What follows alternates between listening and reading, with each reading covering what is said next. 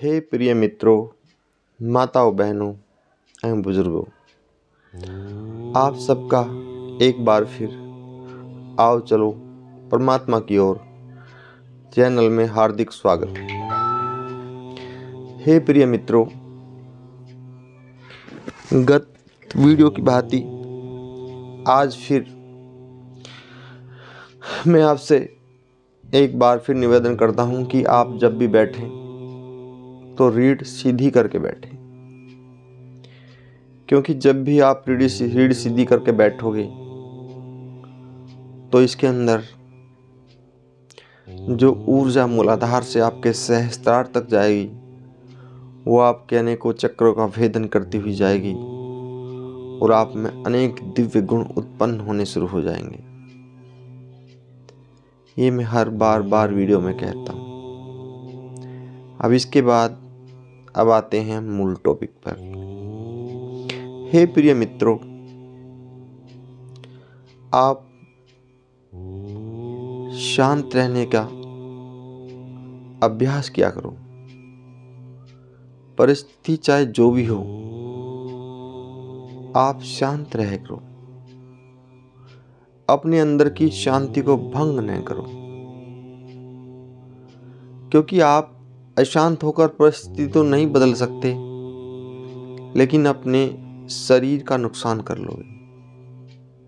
जब अशांति होती है तो हमारे शरीर में जो बहुत बारीक टिश्यूज होते हैं, बहुत साइलेंट से सोचने का कार्य करते हैं, जो बारीक से बारीक चीज़ को भी एक्सेप्ट कर लेते हैं, वे सब निष्क्रिय हो जाते हैं।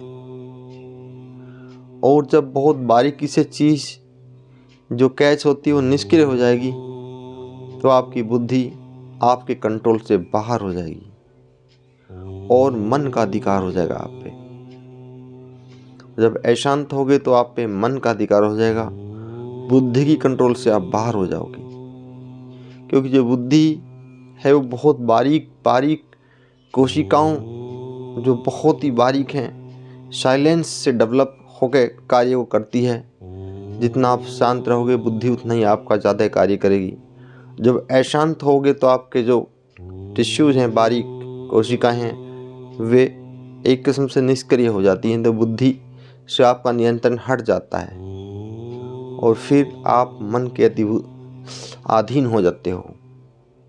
और मन तो आप जानती हो वो क्या दुर्गति करता है जीवात्मा की, वो मनुष्य को किस गड्ढे में ले जाता है, वो आप सब समझते हैं। और फिर शांति जो है ये प्रकृति का ही एक रूप है। शांति जो है प्रकृति का ही एक रूप है। आपने देखा होगा रात्रि में जब मनुष्यों का कोलाहल बंद हो जाता है, तब आप एक बार कभी छत में देखना जाके, कभी आप जो है जंगल में देखना जाके, कभी सड़क पे बाहर भी देखना अपने घर से, कितना अजीब मनमोहक शांति होती है, मनमोहक दृश्य। रात्रि में देखा ना, चांद की चांदनी चारों तरफ शांति, कितना आनंद आता है। जो प्रभु चिंतन करते हैं उसको प्रभु चिंतन में आनंद है। जो वॉकिंग कर रहे हैं, वॉकिंग में जो अपने अपने कार्य में व्यस्त है, उसको आनंद 4 गुना बढ़ जाता है। क्योंकि मनुष्य का कोलाहल बंद हो गया और प्रकृति अपने पूरे स्वभाव पर है, शांति है उसके अंदर। हे प्रिय मित्रों, शांति इस वजह भी आवश्यक है क्योंकि प्रकृति का रूप ही शांति का है। प्रकृति तो शांति है। आपने देखा कभी नदी में मिट्टी फेंक लो या गंदगी फेंक दो, वो आपसे कोई जवाब देती है? नहीं। वो तो एक धारा प्रवाह कल कल की आवाज से बहती ही रहती है,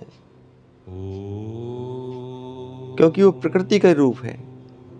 वृक्ष भी प्रकृति का रूप है। आपने देखा कभी जिसका आपने पेड़ का फल तोड़ा, उसने डंडा मारा, हो आपका नहीं मारना, क्योंकि प्रकृति तो देना जानती है, वो शांत है। शांत का मतलब अंदर से और बाहर से दोनों तरफ से शांत होना होता है।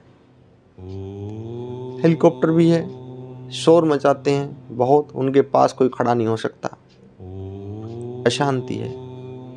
गाड़ियां चलती हैं, प्रदूषण करती हैं, पास खड़े होने में दिक्कत है, अशांति है, वहाँ आप ध्यान करो, भजन करो, हो नहीं सकता। वहाँ सब मन की अवस्था से चलने वाले कार्य होंगे। आप देखना, बुद्धि और आत्मा का वहाँ पे जहाँ शोर शराबा होगा, जोर नहीं चलता, वहाँ मन प्रबल होता है। हे प्यारे मित्रों, जिसने शांत होना सीख लिया, उसने प्रकृति का समस्त सुख ऐश्वर्य उसके लिए है।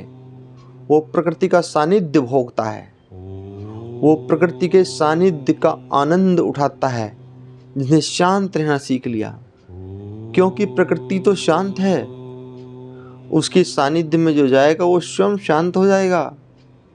जिस प्रकार बर्फ के पास जाके आपको गर्मी का एहसास नहीं हो सकता, सदैव ठंड का होता है, इसी प्रकार प्रकृति शांत है। उसके पास जाओगे आप तो आपको शांति का ही एहसास होगा, और फिर आप उस शांति को धीरे धीरे अपने अभ्यास में ले आओगे, और जो शांति आपके अभ्यास में हो जाएगी, फिर देखना जीवन आनंद हर्षोल्लास चारों तरफ ऐसी मीठे मीठे आनंद की मीठी मीठी अनुभूति आपको होती रहेगी हर वक्त, कि आप प्रसन्नता से भरे रहोगे। चाहे अवस्था कुछ भी हो आपकी, सामाजिक स्तर से दुख हो या सुख हो, लेकिन आत्मिक स्तर से आप आनंद से ही भरे रहोगे। क्योंकि सांसारिक स्थिति ही हमारी शांति का भेदन करती है, हमारी शांति को भंग करती है। जीव तो हुआ ही शांत है, लेकिन जैसे ही वो बाहर माता के गर्भ से आता है तो उसके अंदर की शांति भंग हो जाती है। संसार के कोलाहल में डॉक्टर आती पहले उसको छेड़ता है, तलों पे मारता है, ऐसे चुटकी मारता है, बोलता है, तो बाहर का वातावरण में आती उसकी शांति भंग हो जाती है। तो सर्वप्रथम रोता है, क्राइंग करता है बच्चा। क्यों करता है? क्योंकि उसकी आत्मिक शांति यहाँ पे भंग हो चुकी है और वो क्राइंग कर रहा है। और सांसारिक परिस्थितियां तो शांति भंग करने के लिए ही बनी हैं, क्योंकि ये मनुष्य के गुण हैं, नेत्रों से देखे जाने वाली है। और शांति आत्मिक गुण है, ईश्वरीय गुण है, वो आत्मा का अनुभव है। वो नेत्रों से शांति नहीं देख सकते हम। जो नेत्रों से देख सकते हैं उनका आभास होगा, कभी देखना आप, उन सब का आभास होगा उन वस्तुओं का जो नेत्रों से देख सकते हैं। जितनी भी सांसारिक वस्तुएं हम नेत्रों से देख सकते हैं, इन सब का आभास होता है। लेकिन शांति जो है ये आत्मा का गुण है, इसको आत्मा से अनुभव किया जाता है ना। शांति को आत्मा से अनुभव किया जाता है, इसलिए शोर शराबा नहीं हो सकता, ना ही इसकी कोई परेशानी होती। बस जो आनंदित से आनंद से भर जाता है वो तो हमेशा मीठी मीठी खुशबू, मीठी मीठी मुस्कान। इस प्रकार जब फूल खिल जाता है तो उसकी खुशबू धीमे धीमे चारों तरफ फैल जाती है। इसी प्रकार एक ज्ञानी व्यक्ति जो ज्ञान को उपलब्ध हो जाता है, जो शांति को धारण कर लेता है, वो तो संसार का या तो कल्याण करेगा और नहीं करेगा फिर अपना दूर बिहट कहीं जंगलों में, कहीं हिमालय के कंदराओं में, कहीं एकांत में वो ऐसी जगह ढूंढ लेगा जहाँ शांति हो। इसलिए प्यारे मित्रों, शांति ही परम धन है, शांति ही परम सुख है। समस्त संसार के सुख ऐश्वर्य होने के बावजूद अगर आपने शांति को धारण नहीं किया है, आप शांति को प्राप्त नहीं हैं, तो आप फिर भी कंगाल के ही समान हैं। हे प्यारे मित्रों, इसलिए अब मैं अपनी वाणी को विराम देता हूँ। समय काफ़ी हो गया है, वीडियो फिर लंबी हो जाएगी और आपको देखने में असमर्थ हो जाओगे। तो आप सबको मैं एक बार फिर करबद्ध प्रणाम।